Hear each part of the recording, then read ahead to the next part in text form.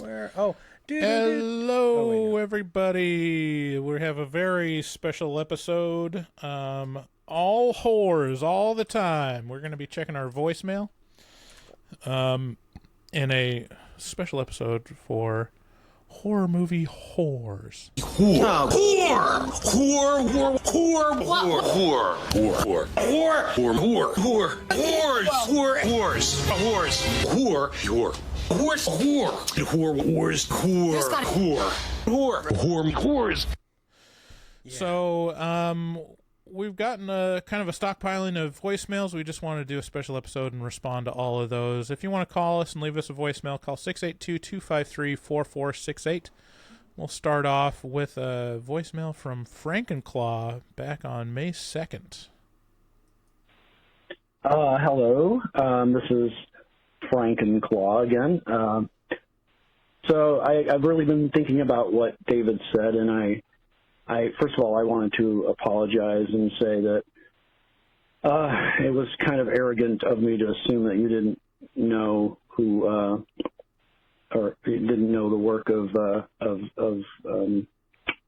what's his face, Carl Jung, and so I apologize for that. But the main thing, the reason I called is because I heard what you were saying, and I totally support it. If anybody who knows me knows the biggest thing, my overarching philosophy is balance.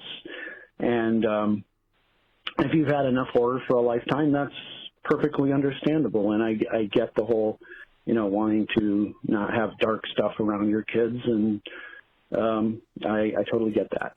And so I guess I was just concerned that maybe you were planning to kind of phase out of the show, and I didn't want that to happen because I really enjoy your guys' show. There's a lot of horror podcasts out there, but none of them are as entertaining as yours. And David, it just wouldn't be the same without you. And I love you both. You guys are great. And that's really it. Thank you. Bye. That was very nice of you to say, although unnecessary. I didn't take any offense to any of that, Frankenclaw. And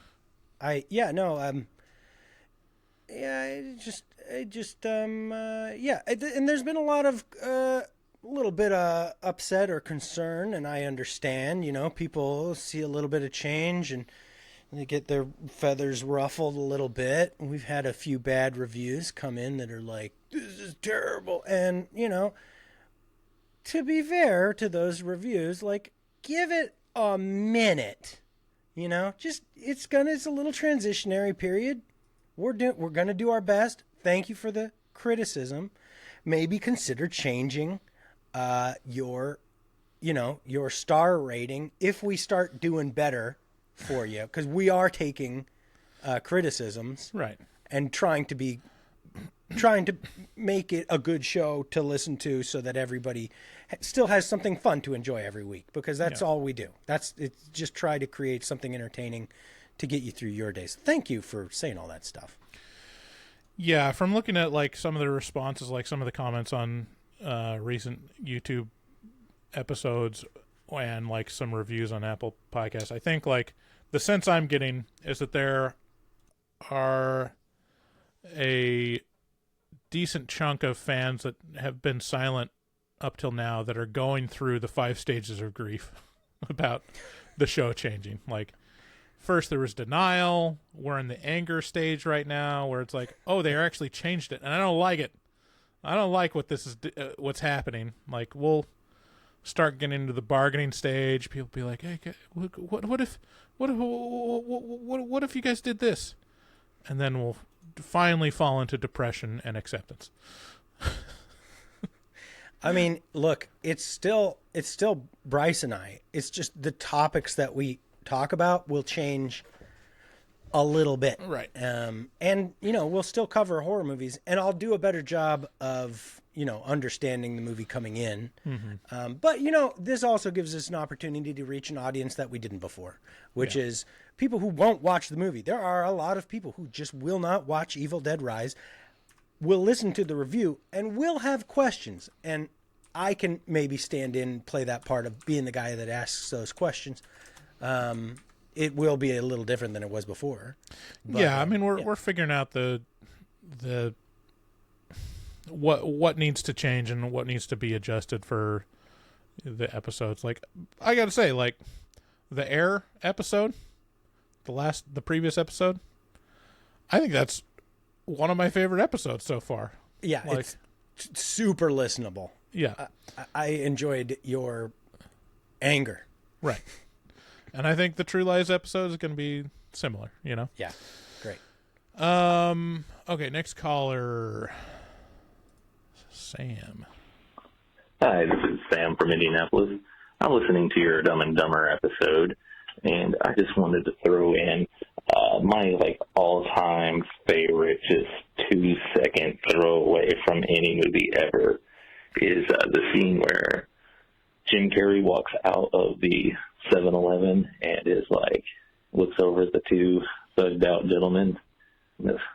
Big gulps, huh? All right. See you later. That shit cracks me up every time. Also, if you're looking for a really great comedy movie that nobody ever talks about, that it's just written expertly. It's one that every comedic situation is set up just perfectly. It's a movie called Mystery Team, starring Donald Glover. Not to be confused with Mystery Men, which is what everyone always thinks I'm talking about when I mention Mystery Team. Fuck that movie. Mystery Men, or Mystery Team. Mystery Team is the movie to watch.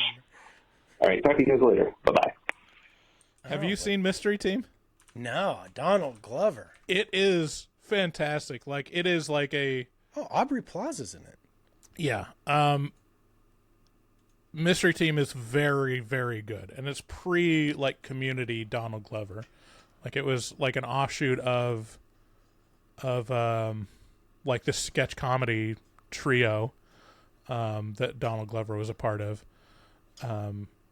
But yeah, it has lots of familiar faces in SNL and comedy TV. One of my favorite lines. So basically what it is, it's basically and this is why I love it so much, is the premise is these three friends have their mystery solving, group, their team.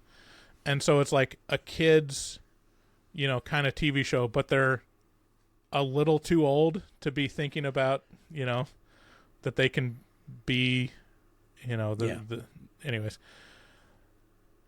One of my favorite part is the opening scene. What's her name?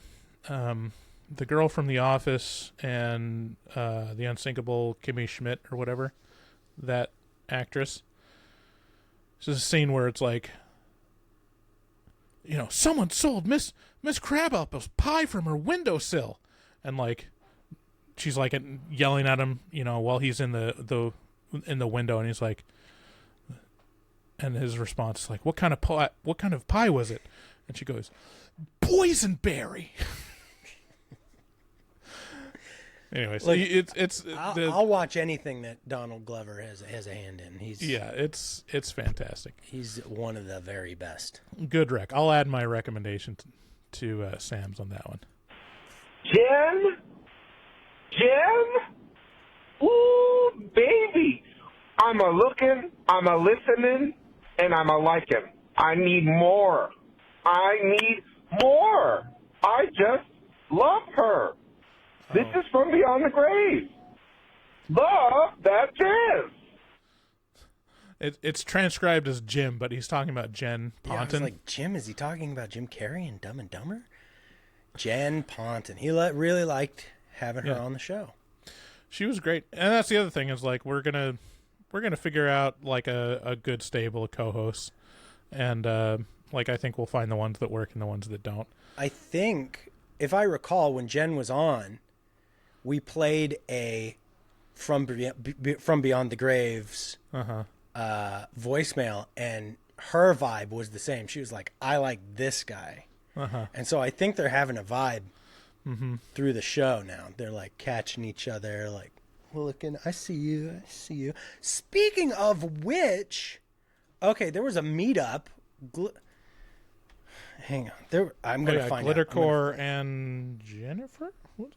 Don't get it wrong. You fucking God. Do not get it wrong. We'll speed it. Let's see if we can find it. Let's see. Yeah, 2 people who are fan regulars on and in the Horror Movie Talk group on Facebook, which is a fabulous community that you should definitely consider becoming a part of, met up and had lunch and had a good time. Here it is. It's Kelly B and Glittercore. Kelly has been, she's been supporting us and listening to us forever, talking to us and all that kind of stuff. 2 beautiful ladies got a picture together and had lunch, and they met through the show and through the Facebook group. Mm-hmm. I'm like fucking through the roof.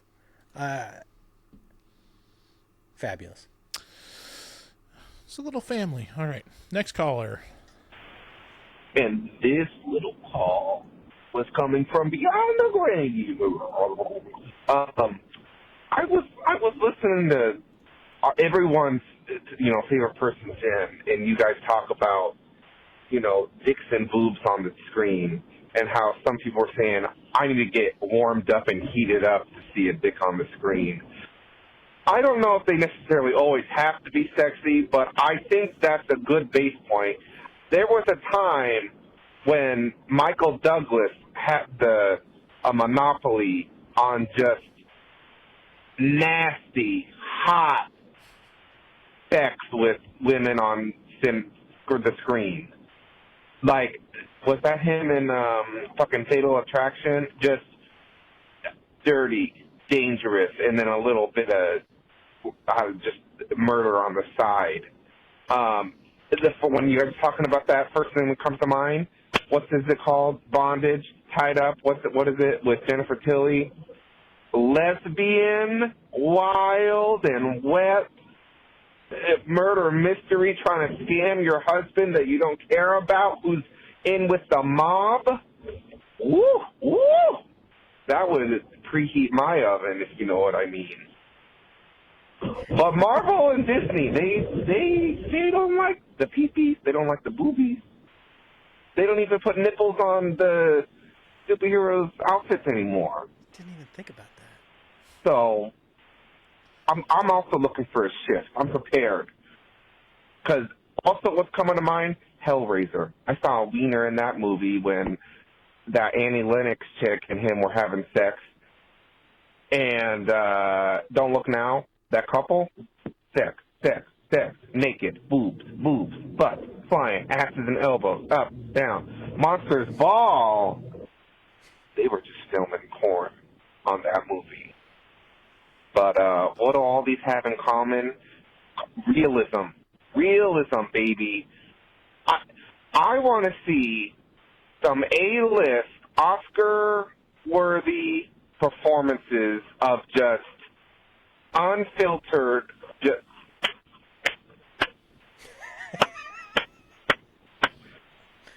let's go all in.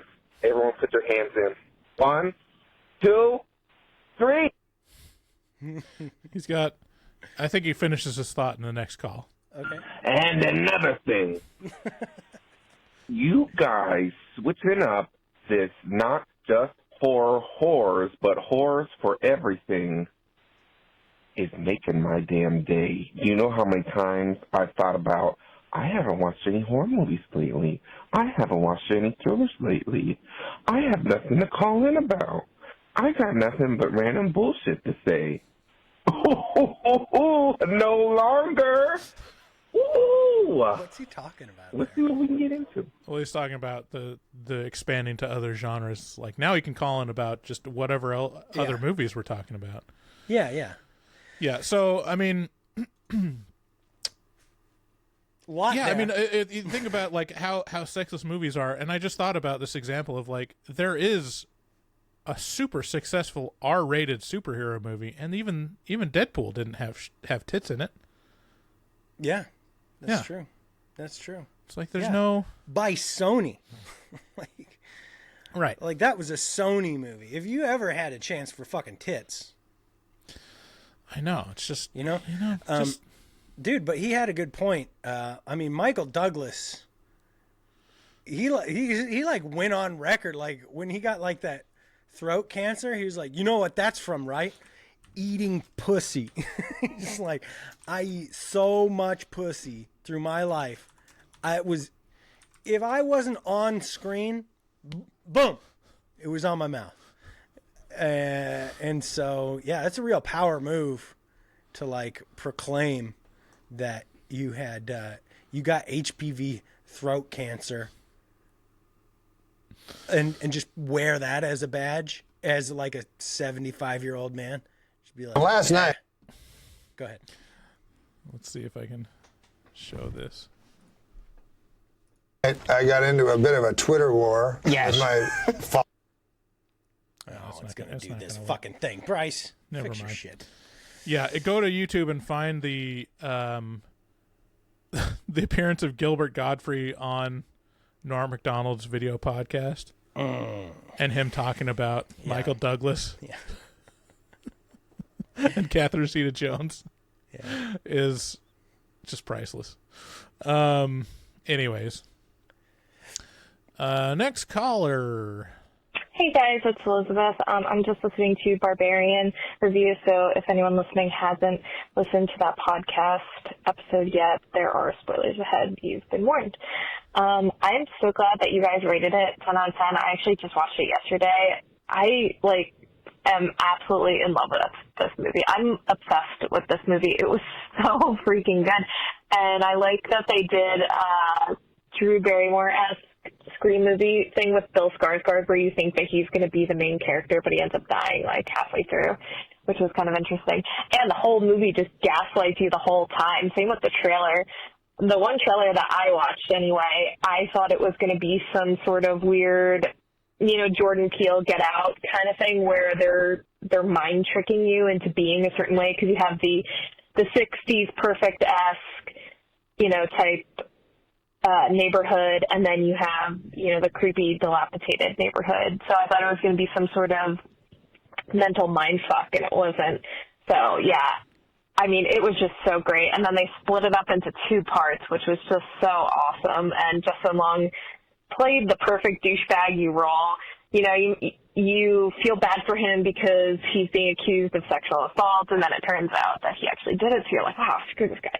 And then, at the end he tries to be like, oh, you fell to the girl. She's like, oh, you fell. I tried to catch you, but you fell too quickly. And then she's just like, yeah, no.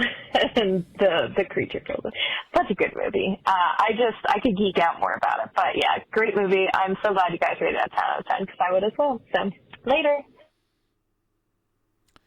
Love you, Elizabeth. Yeah, I mean, that's probably the best horror movie in the last 3 years. For me, it was Hatching. Barbarian was right behind Hatching, though. Right. Right.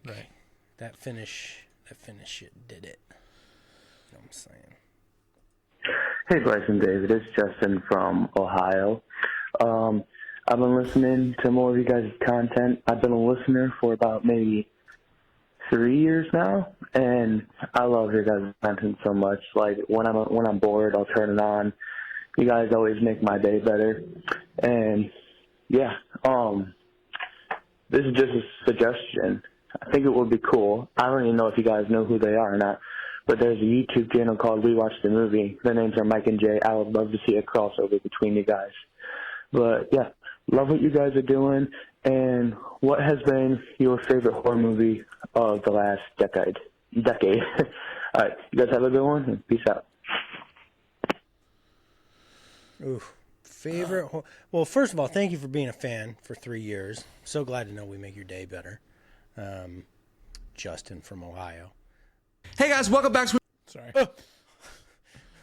Yeah, I think We Watch Your Movie would probably be slumming doing a video with us. They've got... Yeah, you guys got to 158,000 subscribers. You guys got to show up and start subbing to our YouTube channel because we can't do fun things like that until our YouTube numbers look as good as our podcast numbers. In terms of podcasts, just audio podcasts, our numbers are very good. In terms of our YouTube numbers, they're very, very, very bad.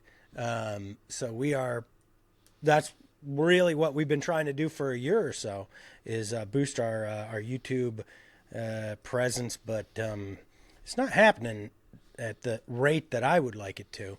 But I hope you guys show up and start subbing to that YouTube channel. But yeah, what do you think is your favorite movie the last decade? A horror movie, right? Yeah, horror movie. Yeah, I think it's still Hereditary. I mean, that stands out as like I hate falling back on that, but it's just so good. Yeah, I mean, it's such a turning point of just like, oh, it's like some really, really talented young directors that are just coming out of the gate with bangers. And I think Ari Aster is still the best example of that.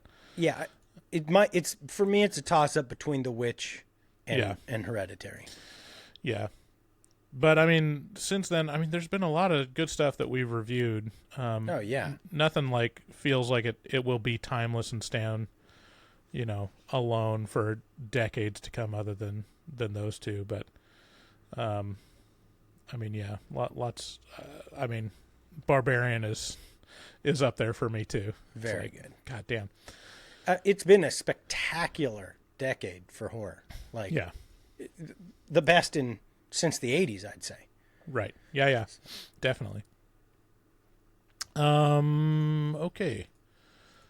What was the next thing? Next caller is May 10th. Hey, it's Robert the Farter. So I just had a question for David. So I know you're a big Metallica fan, and I am too. I really like Ride the Lightning. Probably my favorite is Fade to Black. But the question I had was, what do you think about 72 Seasons? And yeah, so that was my question. I thought it was all right. I didn't think it was horrible, but it also wasn't like the greatest thing ever. But yeah. Anyways, it's Robert the Farter. I'm gonna, so Google really, it does its best to try and write out what he's saying, and it always gets Robert wrong. And so I'm just going to read the transcript real quick. It says, "Hey, it's wrong with the fighter. I just had a question for Dave." Anyway, big Metallica fan with a lot of big asterisks on it. And this is a really good question. So yeah, they just came out with an album, 72 Seasons. I didn't even know that was the name of it. I've just seen, new songs popping up with this yellow and black cover art, album art. And so, yeah, I just looked it up. That is the name of their new album. I didn't know that because the biggest asterisk with Metallica for me is they shouldn't have made the Black Album, and everything, and the Black Album is the start of Metallica being shitty, and everything after it is garbage. Now, Load is pretty good. I like some Load, but it's not Metallica. It's not the things I like about Metallica. It's some new band that they should have broken up and made a new name. Just come back. Do what Blur did. Don't be Blur anymore. Be the Gorillaz. Don't be fucking Metallica. Don't fucking drag Metallica's good name through this bullshit. Make a new band and have it be its own good thing. That's not Metallica. But yeah, I haven't listened to 72 Seasons. I listened to one song on it, and it was pretty good. It was a very new Metallica song, which is like, we do our intros good, and then we just super duper let you down when we start with the real song. It's just fucking shouldn't exist. So you come at me, I don't give a shit. Black sucks, and I think like Black is the only album that I own of theirs. I'm sure. Yeah. That's my point. No, that's not my point. No, no, they stopped being hard thrash. Like, they were the sound of thrash. They were thrash. Uh-huh. And then they just turned into metal, and like generic metal. Mm-hmm. Some of the best generic metal, but not not their lineage. You know, like thrash is a very, very thin lane, you know, in metal, and no one can do it like Metallica. No one can do it like Metallica. I mean, Slayer can do it like Metallica. Well, can do it, you know, their own version of thrash, but it's like the Beatles becoming, you know, an EDM. You know, it's like they were the fucking Beatles, though. They did that better than anybody ever, you know? And then now they're EDM. It's like, this is just a waste of talent. So, yeah, I don't know. It's I have a lot of strong opinions when it comes to Metallica, so I'm sorry. Okay, next caller. This is Sam from Indianapolis. I'm listening to your episode of Air. I never heard of this movie, so when I saw the little preview of it and just glanced at it about it being a movie about sports, I was really hoping this was going to be some sort of a soft reboot or prequel or whatever you want to call it of Air Bud. So I'm sad that you guys didn't watch an Air Bud movie, but at the same time, I am loving this side of Bryce, man. Fuck movies about products. This is some fucking bullshit. I want to see more movies with wieners and more movies with boobies and less shoes. But honestly, those sunglasses are pretty fucking cool. All right. Bye-bye. Talk about them pit vipers, baby. Yeah. Yeah, dude, dude, you know, we haven't done something like legitimately fun and frivolous for maybe we just use HMT funds to each buy a pair of pit vipers that we come on the show with. Yeah, we could. The flip up ones would be perfect. Ooh, yeah. It's for YouTube. Yeah, we got to start, you know, that's what it is. David, we need to become a lifestyle brand. An unboxing. Oh, I was going to say we'd become an unboxing channel. Like, I'm not opposed to it. I mean, look at like the biggest YouTube channels in existence. Like, they started out as one thing. Yeah, it was like little kids like trying to figure out and do little sketches that sucked. And then, you know, Mr. Beast realized like, oh, if I just give away $100,000, people will watch that. Maybe I could cure 1,000 people of their blindness. That sounds fucking impressive. I'd like to go into like the pitch meeting. It was like, you know what people like? Jesus. Turns out this guy's off the charts. He pulls way more views than us, dude. Like, we can actually cure 1,000 people of their blindness. Right. Not like in a story, like in real life. Yeah, what if we did a video of we just paid for one person's cataract surgery? Just be like, yes, we're changing life around here. Just not lives, but one, probably. What if we made it okay? So it's got to have a catch. Or what if it's like a minor, like paid for like someone's like to repair someone's hair lip? Okay, yeah, okay, yes, but like the catch, right? Because it's already been done. You know, I mean, Mr. Beast has already cured people of their maladies. What if? Oh, so our channel is we cure people of their. What if it's like the monkey's paw, you know, where we grant you a wish, but then it comes with a horrible curse. And so we like cure your blindness, but you have to like watch Wrong Turn 3 only, like for the rest of your life. You know, it's like you can see again, but you can only watch Ghoulies 4 and then be like, I can see. Oh no. Oh man, that would be a real dark turn for Mr. Beast. See, to have that happen, you also have to have millions Viewing of dollars chambers where you to lock back them it in. up. Yeah, you got to be like, no, I control you and I monitor you now This to is make sure you watch Orange. Ghoulies. Yeah. Yeah. Ugh. I like it. Yeah, let's do it. I like your idea, Sam. All right, last call from our favorite. Hey, it's Robert the Farter. Just calling in to let you guys know that I loved your review of Dumb and Dumber. I also really like that movie. It's super funny, and I guess that's pretty obvious. But anyways, I'm going to a Mr. Bungle / the Melvins concert right now with my dad and some friends of mine. So, yeah, it's going to be fun. Anyways, it's Robert the Farter. See ya. This is a very... Did this have... what was your reaction upon hearing him say those two bands? I have no idea who those are. No reaction. Okay, so my reaction is Jumanji. What year is it? He's going to see Mr. Bungle and the Melvins in a concert in 2023. This is bonkers. This really should have only happened in like 1993, 30 years ago. Well, I'm very jealous of you. I actually just watched a short documentary on the Melvins. It was on the Melvins, right? Melvins, that's Lord Buzzo or whatever. Yeah. So, yeah. I just watched a documentary about their tour in the 90s with, I think it was White Zombie. I would think it was before he turned into Rob Zombie. And how much they hated that tour, which was interesting.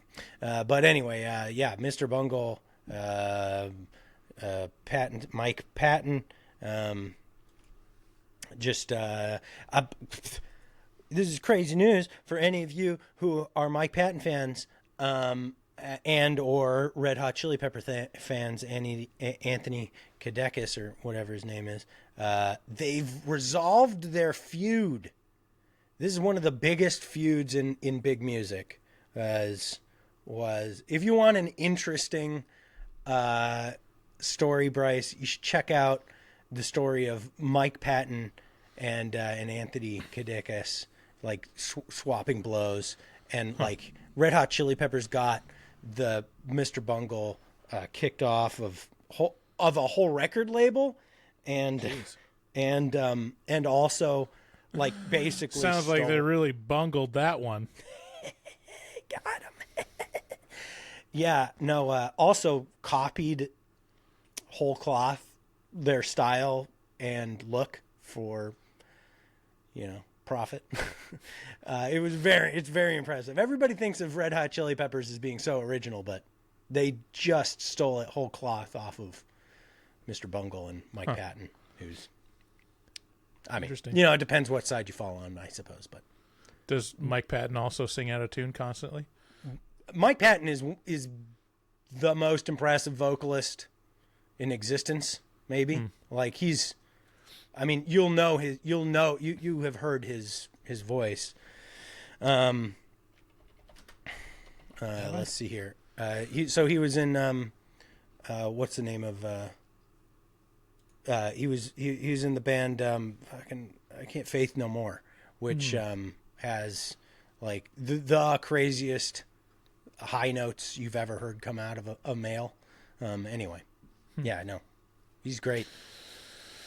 All right. Well, that's the last caller. Thanks for everyone calling in. Thanks for sticking around and supporting us. I just want to give like another final reassurance that, yeah, things are changing. We're making adjustments. We're listening. Don't give up on us yet. We'll lead you through the 5 stages of grief till you finally get to acceptance. And, and then happiness. And happiness. It's going to be a good thing. It's good. It's good. Love you. Bye. Bye.